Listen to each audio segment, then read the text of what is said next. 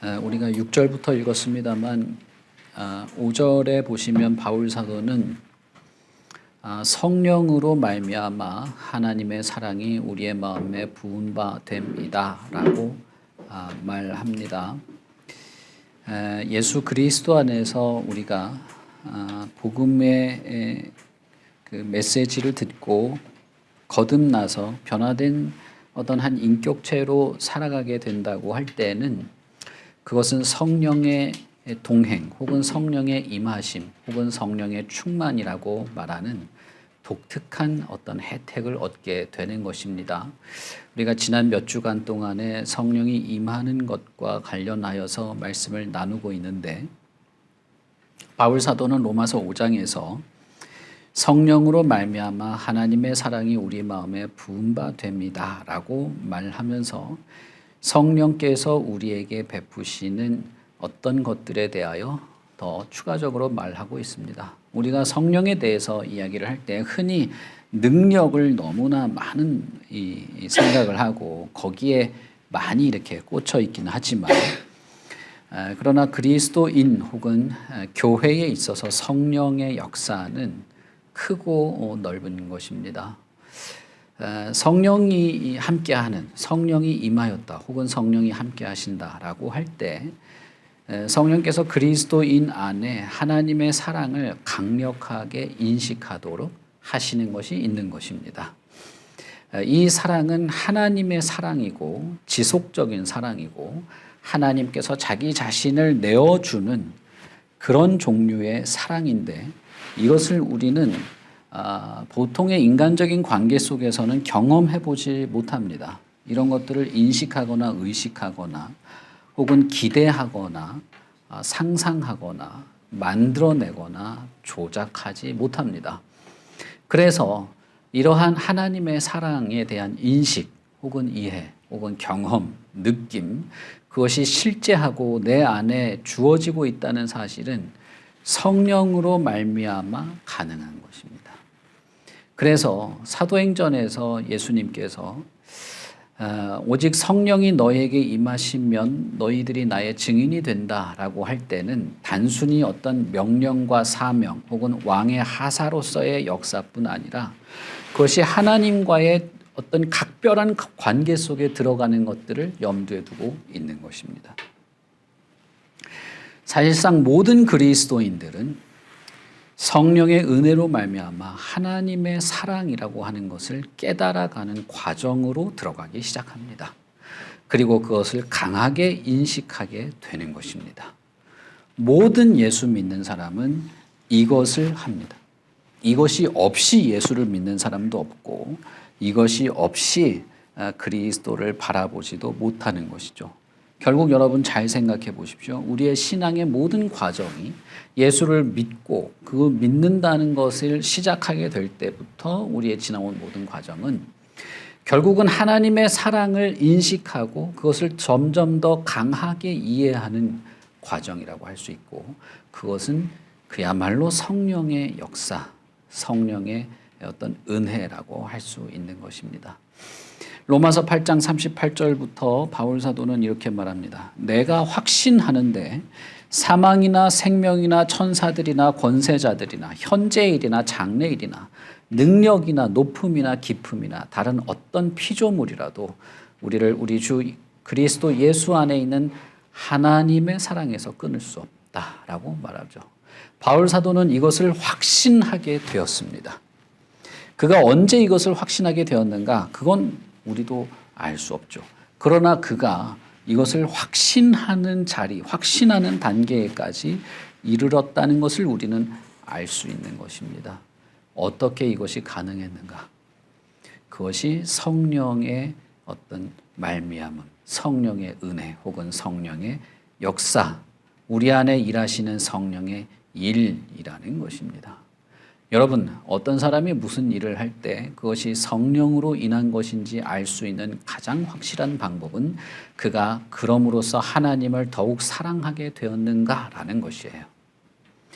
많은 사람들이 눈에 어떤 현상이 보이면 그게 성령이라고 말 붙이기를 좋아한단 말입니다. 그런데 여러분, 정말 우리가 세심하게 살펴보고 알 수 있는 가장 확실한 증거는 그것이 정말 하나님을 사랑하는 동기에서, 하나님을 사랑하는 과정에서, 하나님을 사랑하는 결과로까지 나아갔는지를 보면 그것이 성령의 역사였는가, 성령의 인도하심이었는가를 알 수 있는 것입니다. 다른 말로 하면 우리는 언제나 내 안에서 일어나는 이 모든 활동들이 성령의 역사인가를 우리 스스로도 돌아볼 수 있는 어느 정도의 기준이 있다는 것이에요.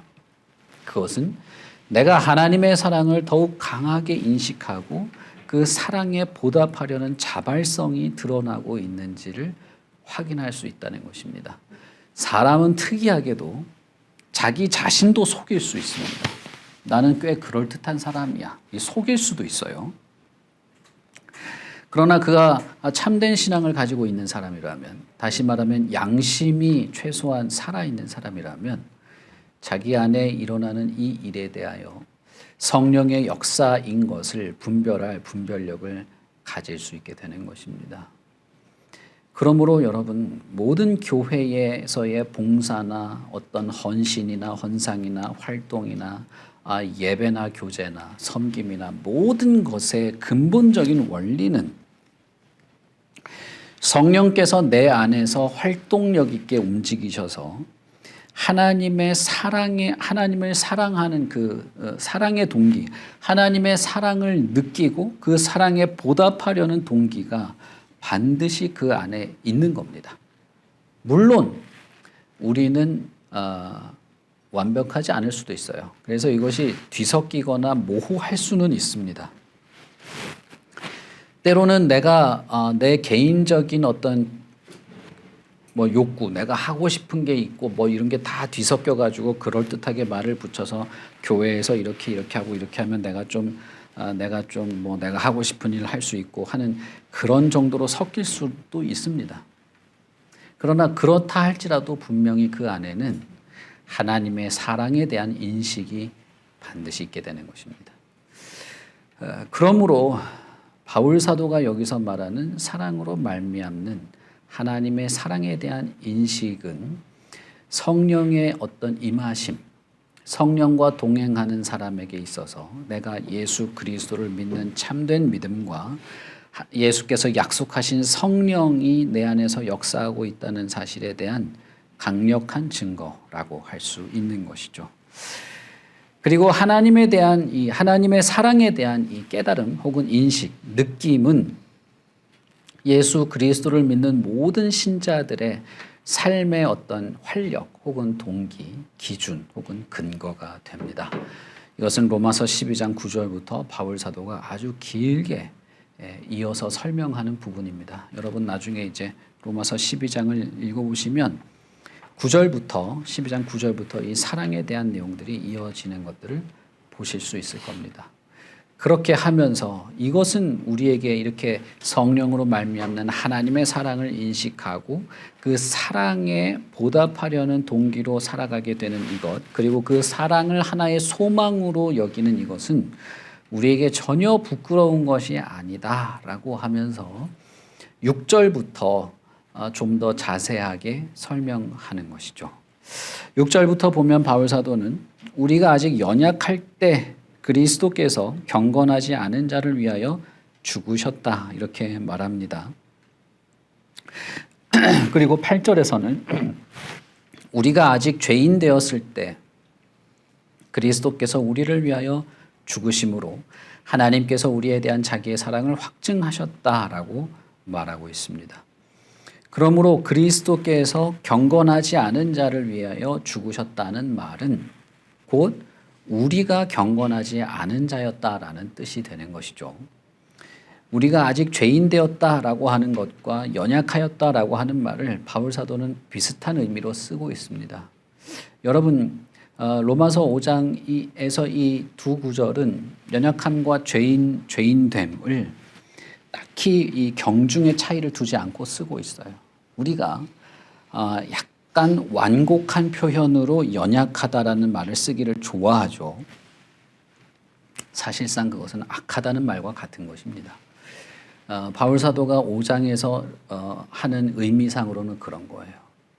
가끔씩 때때로 우리는 뭐랄까요? 우리의 죄악의 어떤 깊음과 그 노골적인 죄의 그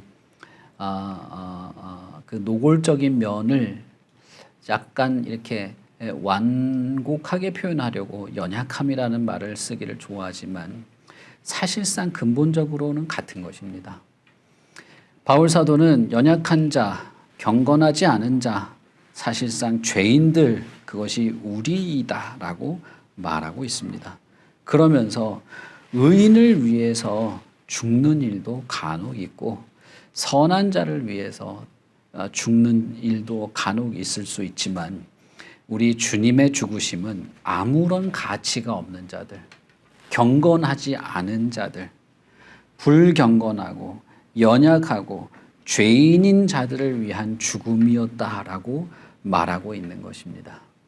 세상에서는 타인을 위하여 자신을 희생하는 경우도 간혹 있습니다. 그런데 예수님의 죽으심은 그런 것을 초월하는 어떤 것이라는 겁니다. 그것은 예수님께서는 우리가 얼마나 무가치한 자인가를 아시면서도 대신 죽으셨다는 거예요. 내가 얼마나 경건하지 않은 자인가를 알면서도 죽으셨다는 겁니다. 내가 얼마나 아집이 강하고 용서가 없고 자기의 잘못을 인정하려 들지 않고 남 탓을 하고 다른 사람의 약점은 정말 예리하게 지적하면서 자기는 지독하게 바꾸려 하지 않는 자인가를 알면서도 예수께서는 자신을 희생하셨다는 것입니다. 그렇게 함으로써 하나님이 우리에 대한 사랑이 어떤 것인가, 어떤 조건도 없이 사랑하고 있다는 사실을 우리에게 자신의 죽음으로 몸소 보이고 계시다는 겁니다. 바울 사도는 우리가 읽은 6절부터 11절 사이에 확실하다, 확증했다 라는 말을 계속해서 반복합니다. 로마서 8장 38절도 내가 확신한다라고 말하죠. 바울 사도는 여기서 예수 그리스도의 죽으심을 통하여 나는 하나님의 사랑이 확실히 보인다. 하나님의 진노에서 우리가 확실하게 구원받았다. 우리가 하나님과 화해할 수 있게 된 것이 확실하다라고 계속해서 반복하고 있습니다. 이것이 성령으로 말미암아 우리에게 있게 된 어떤 확신의 근거, 어떤 확신에 대한 마음이죠.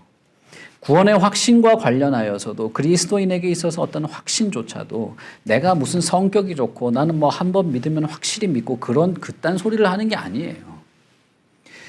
바울 사도가 말하는 이 확신은 예수 그리스도가 너무나 확실하기에 그가 보여준 사랑이 확실하다고 말하는 것입니다. 만약 누군가가 자신의 구원 혹은 자신의 믿음에 대한 확신이 있다면 그것은 예수 그리스도 때문에 확신하는 것이지 자기가 무슨 뭘 믿을 때 확실히 믿는 그런 성격이라서 그런 건 아닌 겁니다. 다시 그 내용으로 돌아가서 여러분 예수 그리스도의 죽으심을 한번 잘 생각해 보십시오. 그분이 우리를 사랑하시고 사랑으로 우리를 대하시고 사랑의 동기로 죽으신 것은 맞습니다. 그런데 저와 여러분이 그렇게 사랑받을 만한 존재가 아니라는 겁니다. 여러분 이건 입으로는 수도 없이 말할 수 있어요. 나 같은 자를 위하여 죽으셨구나. 난 별 것도 아닌데. 그런데 진짜 여러분 그렇게 생각하십니까? 여러분이 얼마나 별 볼 일 없고 연약하고 불경건하고 죄로 덕지덕지 뭉쳐있는 자인지 인식하고 알고 그걸 하나님 앞에서 괴로워하십니까? 얼마나 우리가 불평이 많습니까?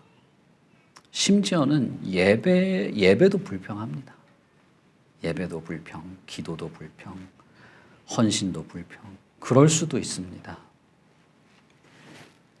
다른 사람을 늘 비난하고 불평하고 다른 사람이 내 기준에 못 미치는 것 때문에 폄하하고 그런데 그렇게 따지면 예수 그리스도라고 하는 기준에서 제가 예전에 이렇게 하니까 이게 무슨 말인지 모르겠다고 하셨는데 예수 그리스도라고 하는 기준으로 그래프를 그리면 저와 여러분은 그냥 다 밑바닥에 붙어 있습니다. 만약에 하나님이 정말 우리와 같은 분이라면 우리는 하나님으로부터 매 순간 매 분초를 비난받고 폄하받아야 마땅할 겁니다. 아니, 사실상 하나님은 우리를 견딜 수 없이 혐오하셔야만 맞을 겁니다. 그런데 그런 나, 그런 우리, 그런 여러분들을 위해서 죽으신 것입니다. 여러분, 우리가 우리 자신의 잘못을 인정하고 용서를 구하는 것이 얼마나 쉽지 않습니까? 진짜 쉬운 건 뭔지 아십니까? 내가 잘못한 걸 인정하고 용서를 구하지 않고 상대방을 비난하는 것이 훨씬 더 쉽습니다. 그러면 나는 좀 괜찮은 듯한 느낌이 들거든요. 내가 잘못했을 때 오히려 더 성질을 내는 거죠. 다른 사람의 어떤 약점이나 다른 사람의 잘못을 발견했을 때 그걸 비난하는 건 정말 쉽고 재밌습니다. 그런데 내가 미치지 못하는 것을 철저히 순복하고 어떻게든 하나님 앞에서 바르게 서려는 노력은 정말 잘 되지 않습니다. 제가 새벽에도 말씀드렸죠. 다른 사람이 기도 안 하는 건 진짜 비난하기가 쉬워요. 근데 나는 기도 안 하거든요.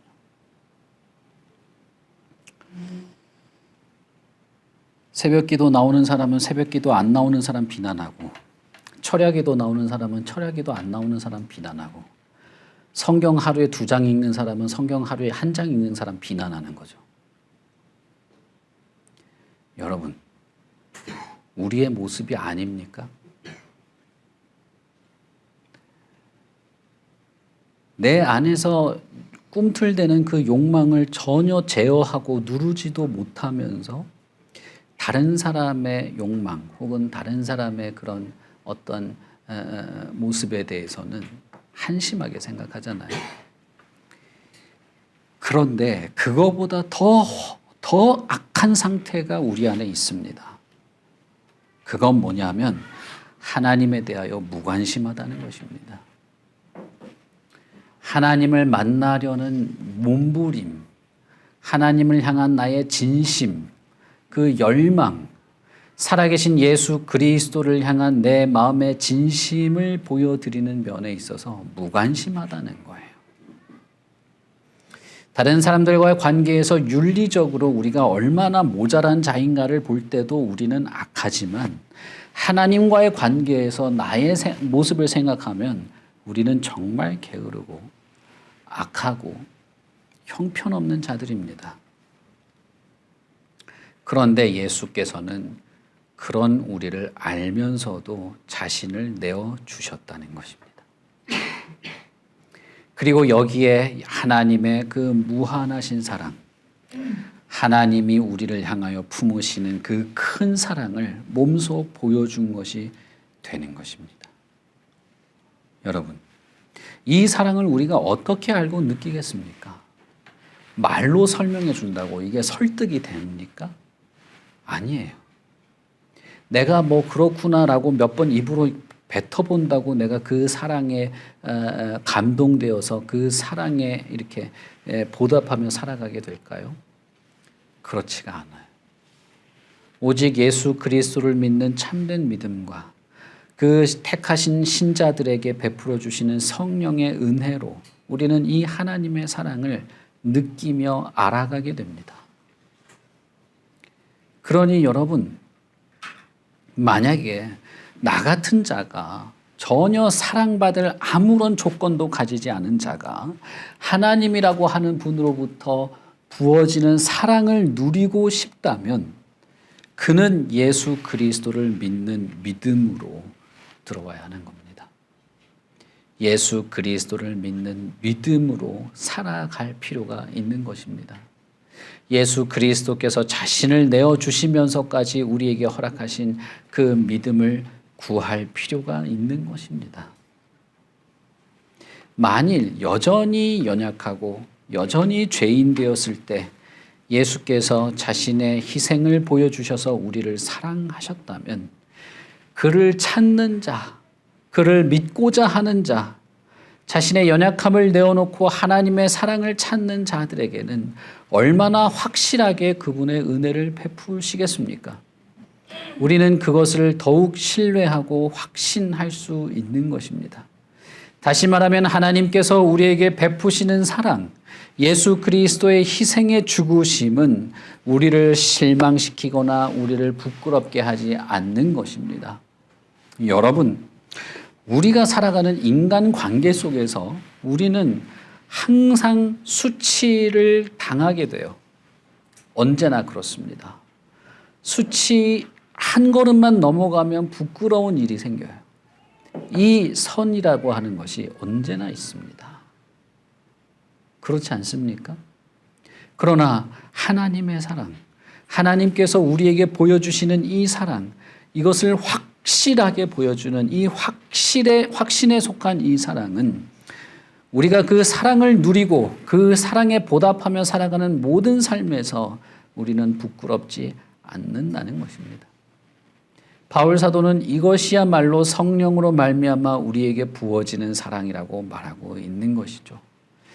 이 확신은 사실상 우리에게 근거가 있는 것이 아닙니다.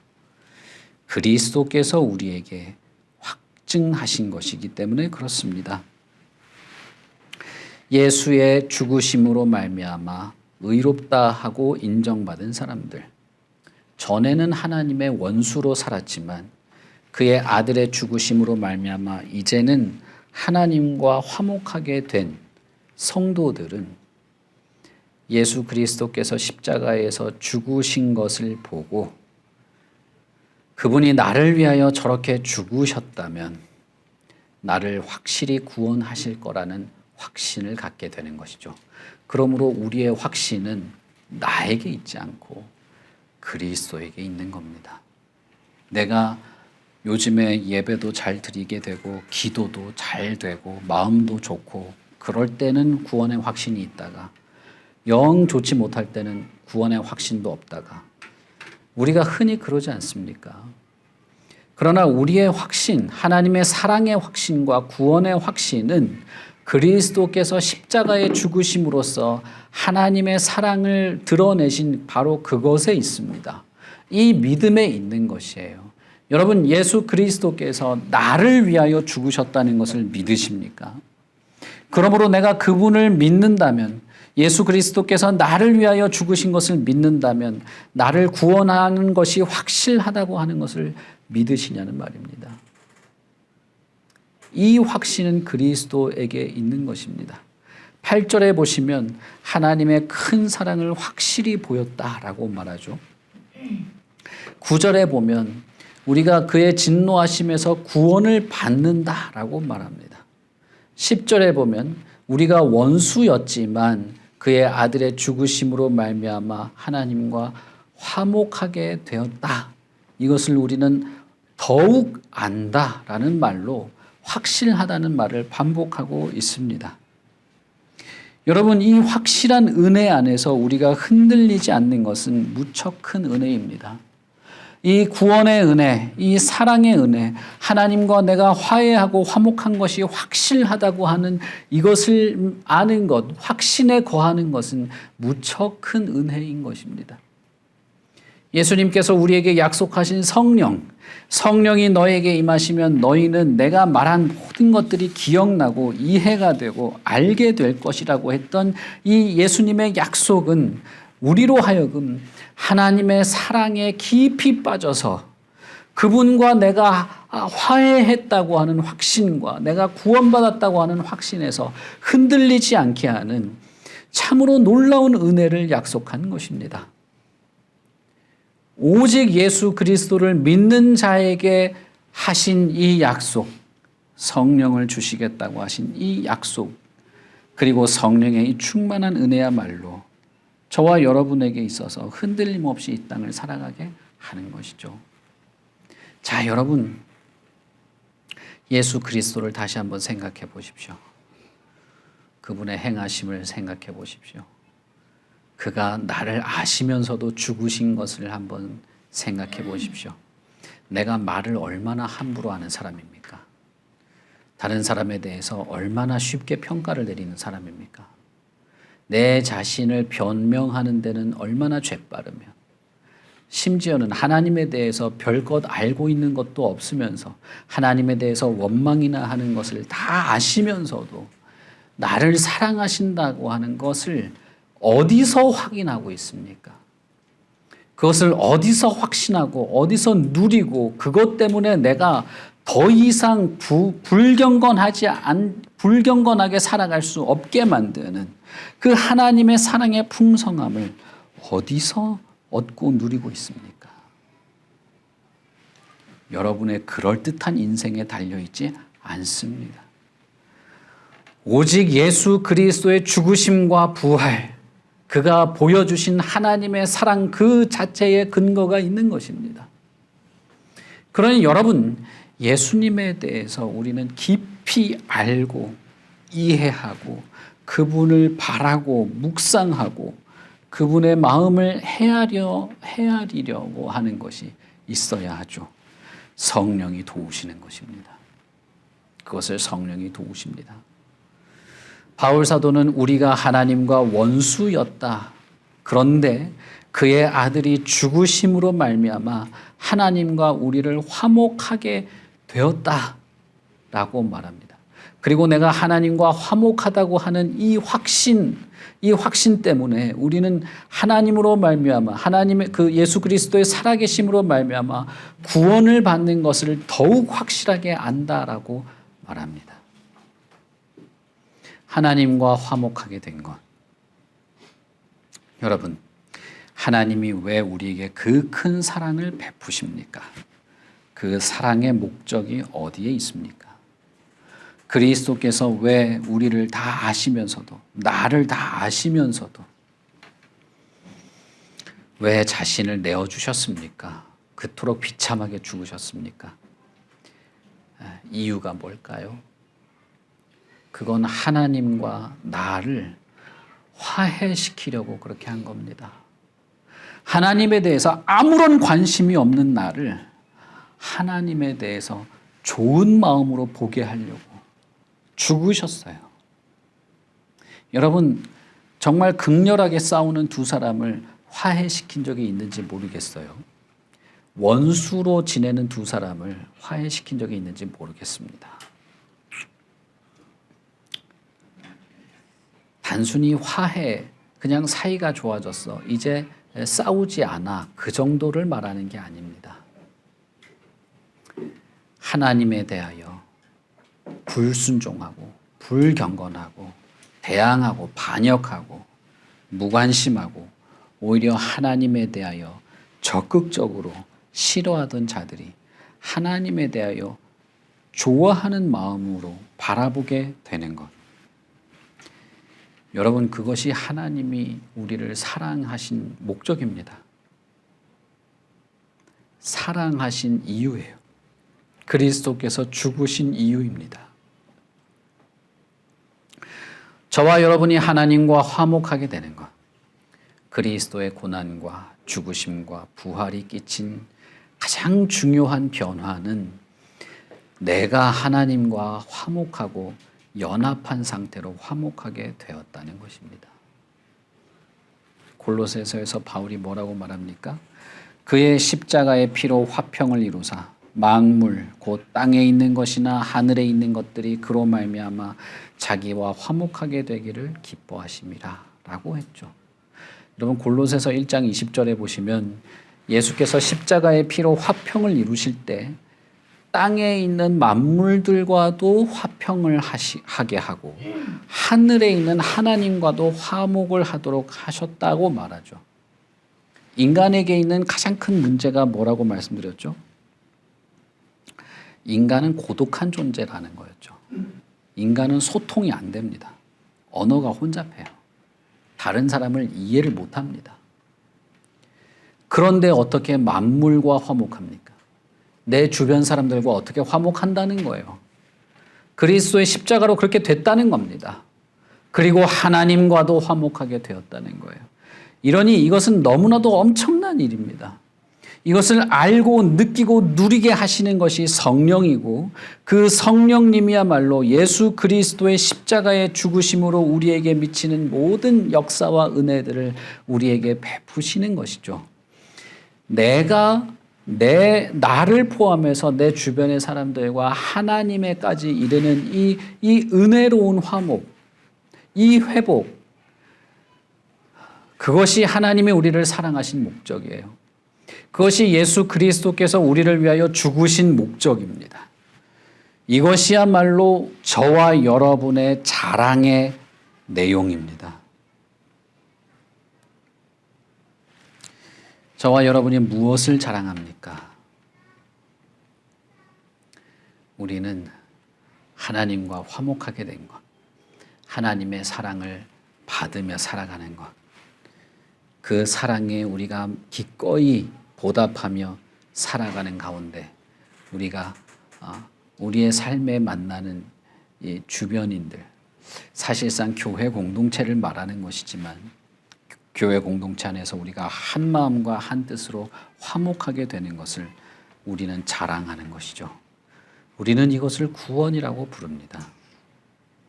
빌립보서 2장 6절부터 7절에 보시면 예수 그리스도는 하나님의 본체이지만 사람과 같이 낮아지시고 십자가에 죽으셨다라고 말하면서 이것을 교회가 한 마음과 한 뜻이 되는 것의 근거로 말하죠. 여러분, 저와 여러분이 어떻게 화목을 누립니까? 이 고독한 세계에서 어떻게 화목을 누립니까? 인간은 철저하게 혼자입니다. 그런데 어떻게 화목을 누리며 인간답게 살아가게 됩니까? 아니, 어떻게 구원이라고 하는 것을 누리며 살아갈 수 있습니까? 이것이 어떻게 가능합니까? 예수 그리스도의 죽으심으로 가능하게 되었고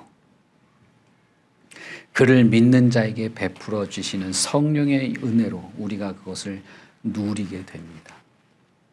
그러니 여러분, 예수 그리스도를 믿는 것이야말로 저와 여러분에게 소망이고 부끄럽지 않은 것이고, 그렇다면 믿고자 하는 것이 우리 안에 있어야 할 것 아니겠습니까? 여러분, 저는 예수를 믿으시라는 말을 할 수밖에 없어요. 예수님을 믿으십시오라는 결론 외에는 사실상 크게 낼 결론이 없습니다. 하나님의 성령, 예수 그리스도께서 우리에게 약속하신 이 성령이 이것을 우리에게 알게 하시고 이 은혜를 우리에게 부어주십니다. 그러니 여러분, 예수 그리스도를 바라보십시오. 어떻게든 그분에게 매달리십시오. 예수 그리스도를 믿는 믿음을 구하시고 하나님과 화목한 그 은혜를 사모하십시오. 하나님뿐 아니라 모든 만물, 땅에 있는 것이나 하늘에 있는 것들이 그의 피로 말미암아 하나님과 화목하게 되는 그 화목을 구하시기를 바랍니다. 그리스도 안에서 누리는 이 충만한 사랑으로 살아가는 것들을 자랑하는, 다른 것을 자랑할 것이 아니라 이 사랑 안에서 내가 살아가는 것을 자랑하는, 바로 그것인데, 이것은 우리가 흔히 말하는 예수를 믿는다는 것입니다. 여러분은 정말 아무런 방법도 없고 아무런 희망도 없는 그런 추악한 죄인인 것을 아십니까? 여러분들이 어떤 지식을 가지고 있고 어떤 훈련을 받았고 어떤 삶을 살건 간에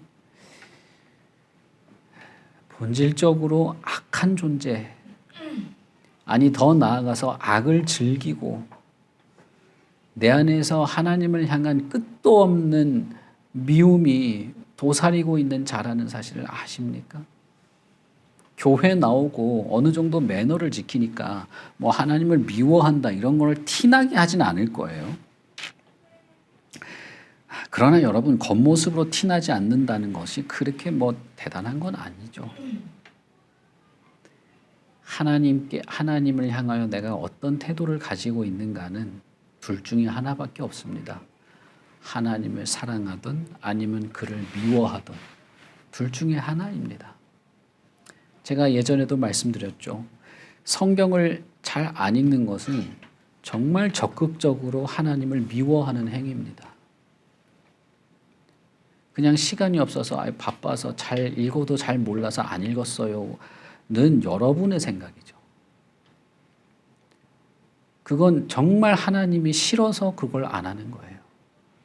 기도를 안 하는 것, 하나님이 나의 모든 것을 책임진다는 사실을 잘 못 믿고 언제나 불안과 불평과 고독에 쌓여 사는 것, 그것이 인간의 기본적인 상태인데 그건 사실은 하나님이 미운 겁니다.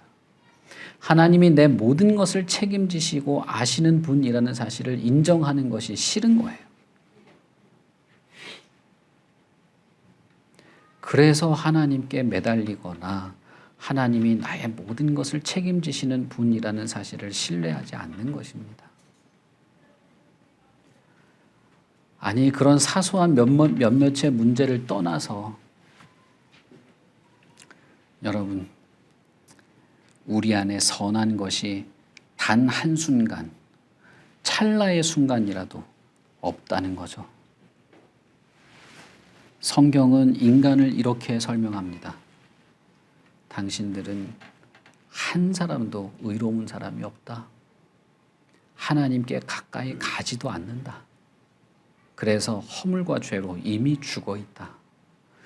그런 자를 살리려고, 그런 자를 하나님의 무한한 사랑 안에서 살게 하려고, 더 이상 고독하게 하지 않으려고, 더 이상 하나님을 미워하지 않고 서로 화목하게 하려고 예수께서 죽으셨다는 것입니다. 그러니 여러분, 유치부 아이들에게나 천국 가려고 예수님 믿자 이 말밖에는 안 하지, 우리가 지금도 이 말만 하면서 예수를 믿자고 하면 이상한 것 아니겠어요?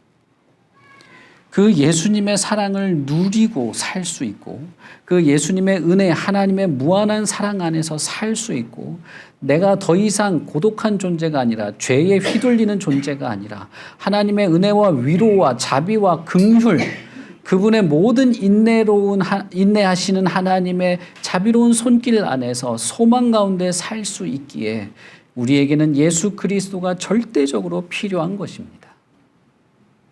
여러분, 어떤 삶을 살고 싶으십니까?